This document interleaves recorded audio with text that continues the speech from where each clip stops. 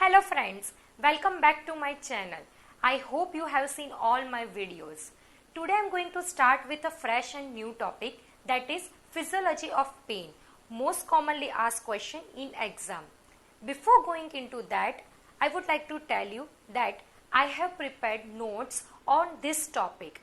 If you want my notes, kindly subscribe my channel, take a screenshot of it and send that screenshot to my Instagram account. The name of my Instagram account is Dr. Megha Soni Physio. The link of the Instagram account is also given in description box. You can visit it. Fine. So hurry up, subscribe my account and get a notes. Fine. So let's start with the topic, physiology of pain. So first we'll learn about the basic introduction of pain. What is pain? So pain, the name itself says it's an unpleasant experience. Synonym of pain are sorrow, grief, okay, and hurt. So first we'll learn about the universal definition of pain.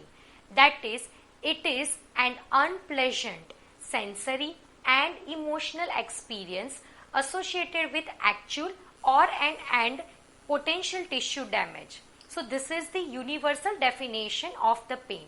Now, because of pain, just immediately after damage to tissue, it results into the muscle guarding. And because of this muscle guarding, the person will not move, not allowed to move his joint, and it allows the tissue damage to heal properly. Okay, so this is the basic mechanism of pain. Because pain, the muscle will go into the guarding position, and because of that guarded position of the muscle, you are not allowed to move your joint and you allow to tissue to heal. So response to tissue damage will secrete many substances. Fine. Now we'll see the different types of pain. So mainly in our body there are 4 types of pain. Acute pain, mainly these 4 types of pain may occur in our body: acute pain, chronic pain, referred pain and central pain. So we'll see the brief introduction about the acute, chronic, referred and central pain. So what is acute pain? Acute pain is pain that is caused immediately, just immediately after an injury, and this acute pain is a warning sign. It's a warning sign, means it gives you a signal that now tissue damage has been occurred, so do not move your joint further, otherwise it will further damage your tissue. So acute pain is warning sign.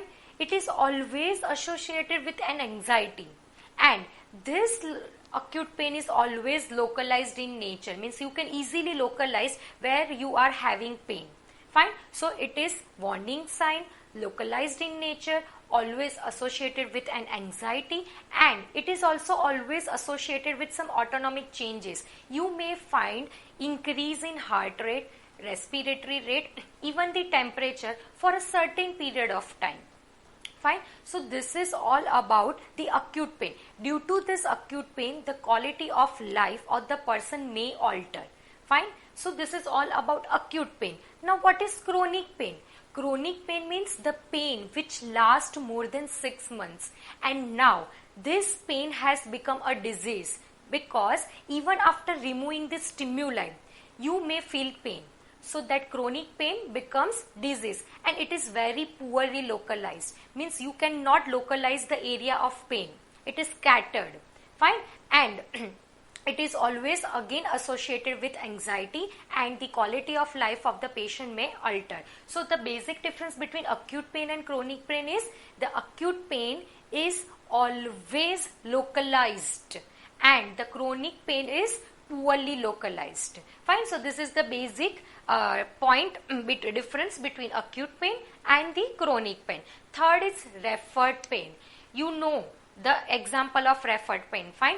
Referred pain means the pain is originated from the other structure of our body, and you may feel that pain in another structure of our body. Okay. Pain, the origination of pain is from other structure, and the feeling of that pain is from the other structure of our body. Common example, you know, okay, heart attack. or a pain which is cardiac in origin, that pain is originated in cardiac region, but you may feel that pain in left side of shoulder or left side of arm.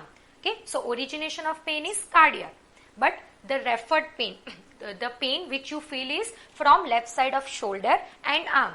Second example, okay, in male, pain in testis area. Okay, the pain is originated in testis area, but the person feel that area in the pain in lower abdominal region. Fine. The another example is any problem.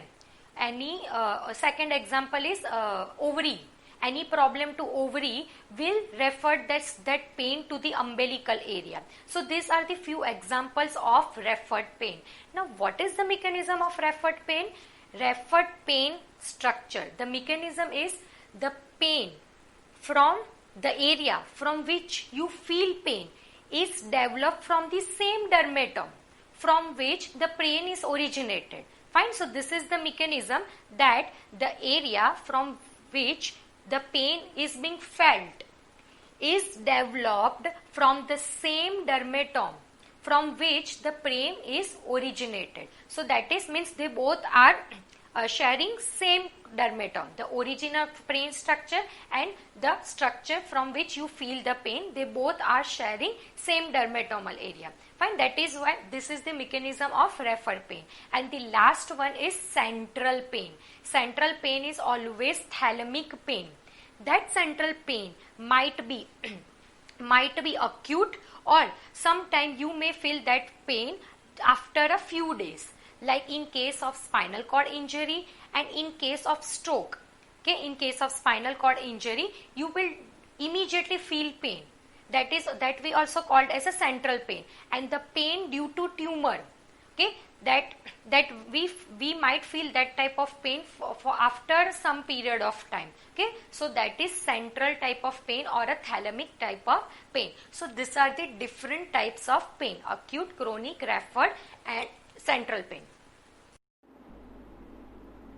Now we'll see which receptors are responsible to give pain sensation. So mainly two types of receptors are situated in all our body.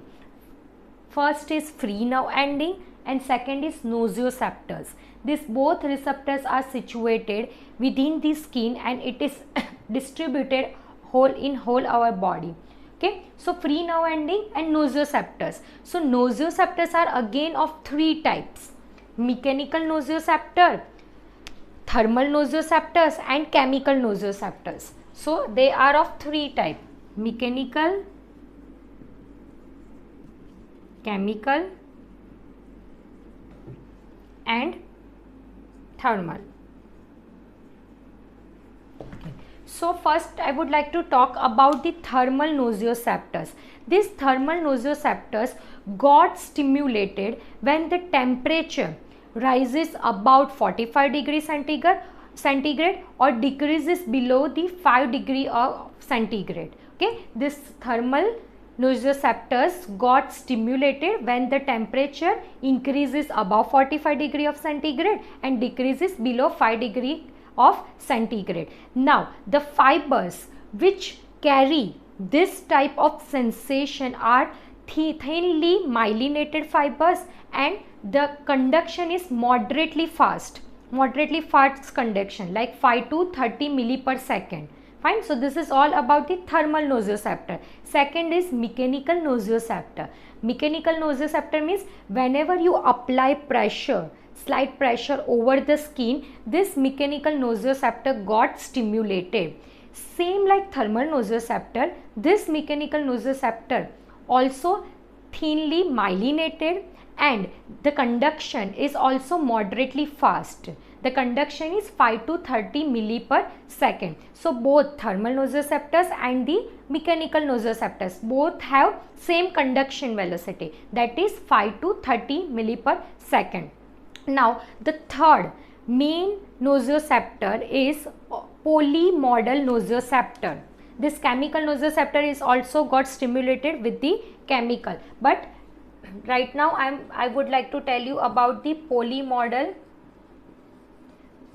which is commonly stimulated. Polymodal means when there is more than one type of stimuli applied over the skin, like mechanical plus thermal stimuli, thermal plus chemical stimuli, or mechanical chemical and thermal. So this polymorphous receptor, this receptor are poorly myelinated, or else you can say it is non-myelinated, and the conduction of that fiber is very slow, only 1 millisecond per only 1 milli per second. Okay, whereas the conduction of mechanical and thermal are 5 to 30 milli per second, that is moderately fast. So what is the significance of it?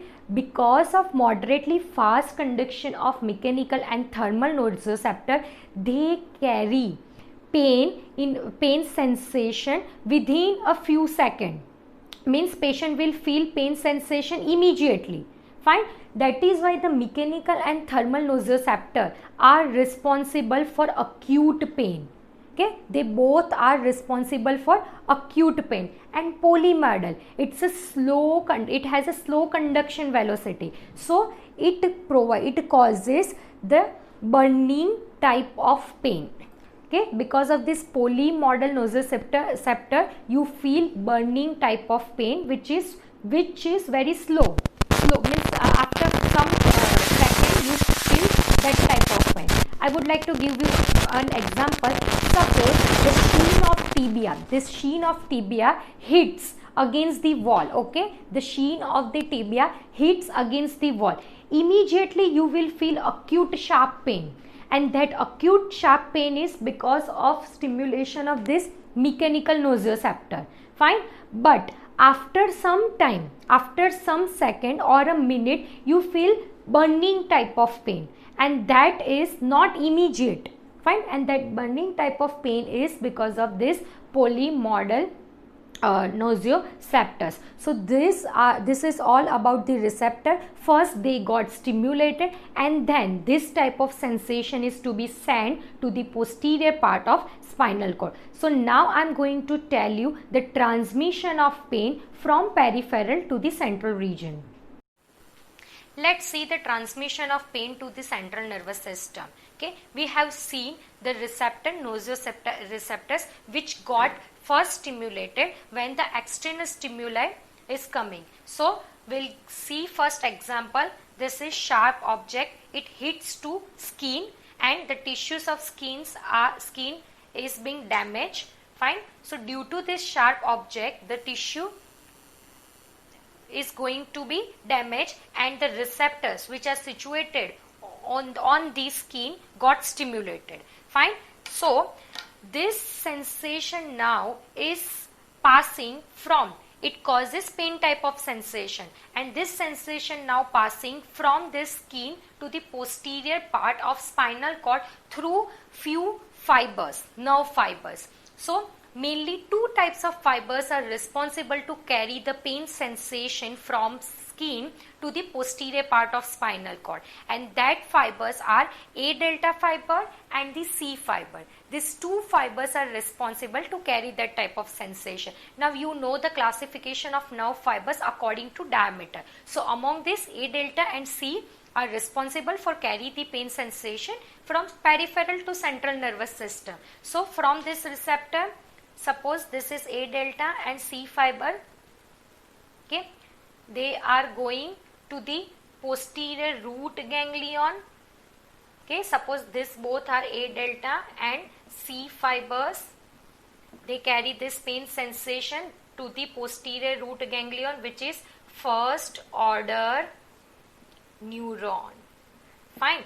And then this first order neuron synapse with the second order neuron. So here which structures are second order neuron? So mainly three structure: lamina 1, that is marginal cell; lamina 2, that is substantia gelatinosa; and lamina 5. Okay, so 1, 2 and 5, these three structure make second order neuron. So this first order neuron makes synapse with the second order neuron. So this fibers passing from first order neuron and going to the lamina 1, 2 and 5, and they form a synapse. Now from here the few fibers the few fibers synapse with the motor neuron, and they are responsible for reflex activity. Few fibers from this will synapse with the fibers of autonomic nervous system, and they will be responsible for changing of all your vitals. And the remaining fiber, which are polysynaptic one, they are passing from the one side of spinal cord to the another side of spinal cord, means they decussate from one side to the another side of spinal cord. So here we see the remaining fibers, which are polysynaptics, they passes to the opposite side of spinal cord. Okay, this is anterior commissure, so they passing from the anterior commissure and they will go to the opposite side of spinal cord. So we call it as a anterior lateral fibers. Anterior lateral fibers. Fine. The fibers which are crossing to the opposite side of the spinal cord is anterior lateral fibers. Now, there are mainly three types of anterior lateral fibers which are responsible to carry the sensation to central nervous system. So, the first anterior lateral fiber is spinothalamic tract, and all of you know this. Spinothalamic tract. Okay, second is spinoreticular.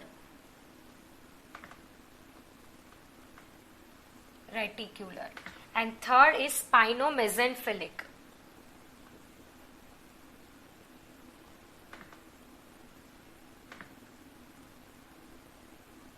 Okay, so all three are anterior lateral fibers: spinothalamic tract, spinoreticular tract, and spinomesenphalic tract. And all these three fibers are responsible to carry the pain sensation from the peripheral side to the central region. So first we'll talk about the spinothalamic tract. Okay, all of you know the course of spinothalamic tract. It decussates to the opposite side of the spinal cord, and then it crosses to medulla oblongata, pons, midbrain, and this is thalamus.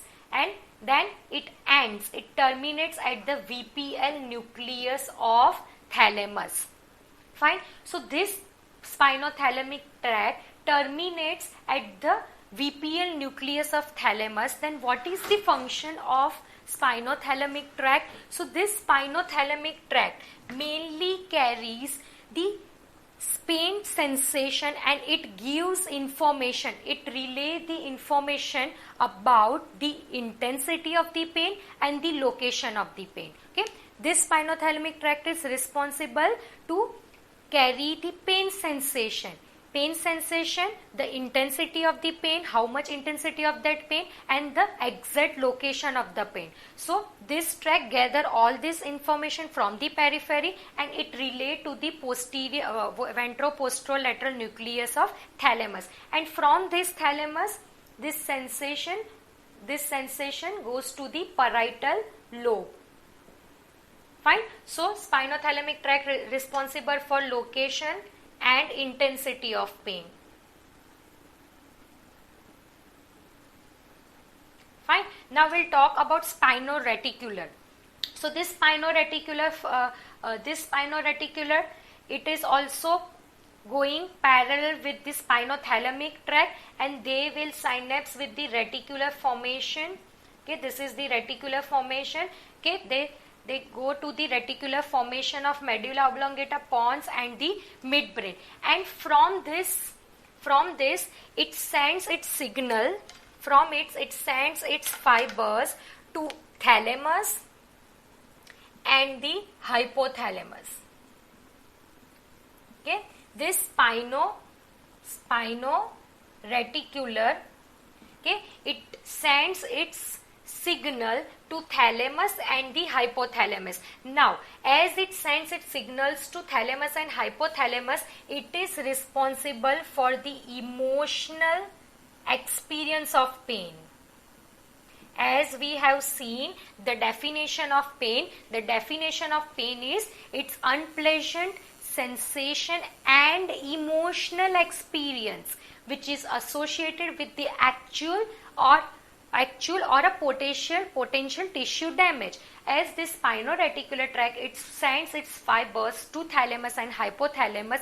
These fibers, spino-reticular fibers, are responsible for the emotional response of this pain. And third is spino-mesencephalic. So this spino-mesencephalic is sending its signal to the limbic system. Okay, you know the limbic system is, it's a part situated within the cerebral cortex. So suppose here is the limbic system, assume it's a limbic system, fine. So the fibers from spino-mesencephalic, they send its signal to limbic system also. Okay, and that is why it is responsible for the central modulation of pain.